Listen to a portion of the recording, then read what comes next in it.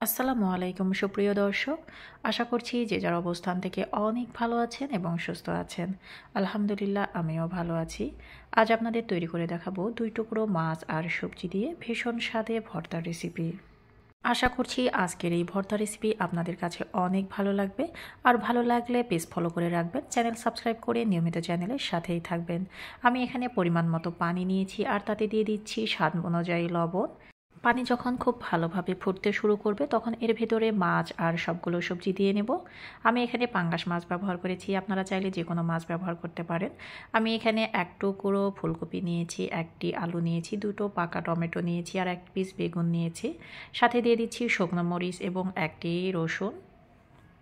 দিচ্ছি সামান্য পরিমাণ হলুদের গুঁড়া। আমার এখানে হলুদের গুঁড়া একটু বেশি হয়ে গেছে, আপনাদের বলবো অবশ্যই হলুদের পরিমাণ একটু কম দেবেন। ঢাকনা দিয়ে ঢেকে আমি সেদ্ধ হওয়া পর্যন্ত অপেক্ষা করছি। আর মাঝে আমি একবার ঢাকনা খুলে এটাকে ওলটপালট করে নিচ্ছি যেন উভয় পাশ খুব ভালোভাবে সেদ্ধ হয়ে যায়। তো ঢাকনা দিয়ে ঢেকে চুলাটি বন্ধ করে কিছুক্ষণ অপেক্ষা করব।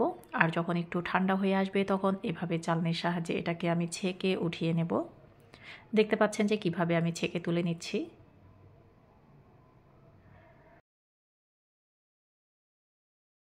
তো সবগুলো উপকরণ যখন ওঠানো হয়ে যাবে তখন এটাকে আমি কিছুক্ষণ ঠান্ডা করতে দেব।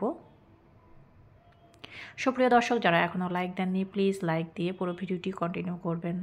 আমি এখন মাছের ভেতরে যে কাঁটা রয়েছে সেটাকে বেছে ফেলে দেব। তো আমি এখন টমেটোর চোচাগুলো ফেলে দিচ্ছি, যতটুকু চোচা ফেলা যায় আর কি। টমেটো থেকে চোচা ফেলে দেব এবং আলু থেকেও চোচা ফেলে দেব, কিন্তু বেগুনের চোচা একদম ওঠানো যায় না, যার কারণে আমি বেগুনের চোচা বেগুনেই রেখে দিচ্ছি।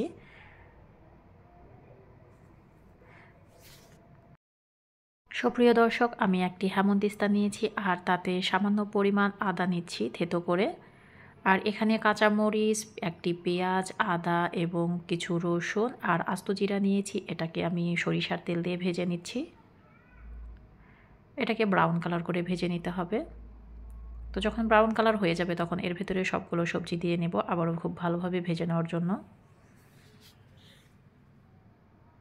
বেগুনের ভেতরে সবগুলো উপকরণ যেন খুব ভালোভাবে ঢুকতে পারে, যার কারণে আমি বেগুনটাকে এভাবে ফেড়ে নিলাম। আর সবগুলো সবজি এখন আমি চেপে চেপে গলিয়ে নিচ্ছি। দিচ্ছি স্বাদ অনুযায়ী লবণ। যেহেতু প্রথমেও এটা সেদ্ধ করার জন্য লবণ দিয়েছি, তাই এখানে বুঝে লবণ অ্যাড করতে হবে। তো এটাকে কিছুক্ষণ আমি ভেজে নিচ্ছি।